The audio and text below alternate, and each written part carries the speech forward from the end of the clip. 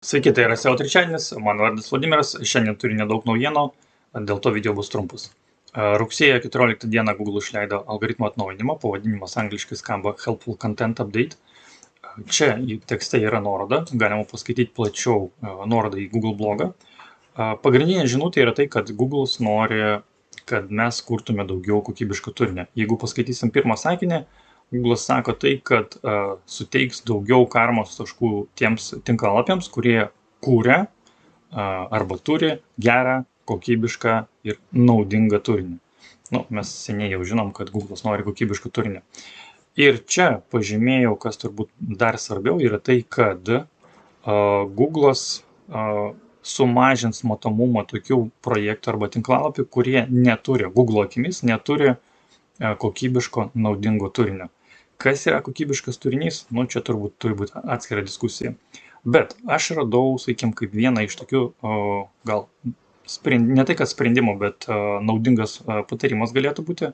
Vienoje Facebook grupėje buvo toks įrašas, postas apie tai, kaip žmonės jau dabar daro kokybišką turinį arba naudingą turinį.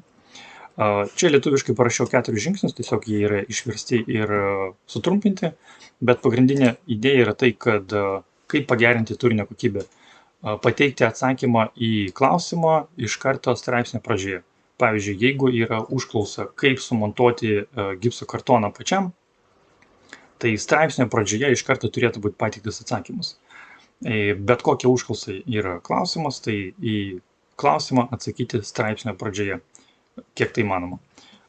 Antras punktas yra apie tai, kad jau toliau straipsnėje galima vystyti visą temą ir į temą įterpti savo nuomonę, atsižvelgiant į savo patirtį. Pavyzdžiui, jeigu aš dirbu su gipso montavimu 20 metų, jeigu dirbčiau, aš tai tikrai turėčiau ką pasakyti. Trečias, toks common sense gal patarimas, bet kelti EAT autoritetą, bendrai tinklapio autoritetą. Irgi čia gali būti atskira tema, kam bus įdomu, galėsim pakalbėti. Ir vienas gal iš tokių patarimų, ką galima jau dabar šiandien pritaikyti, ketvirtas punktas yra tai, kad savo svetainėje patalpinti informaciją apie tai, ką rašo spauda arba medija apie jūs. Ir paskutinė naujiena šiandien yra tai, kad nuorodos vėl nebeveikia.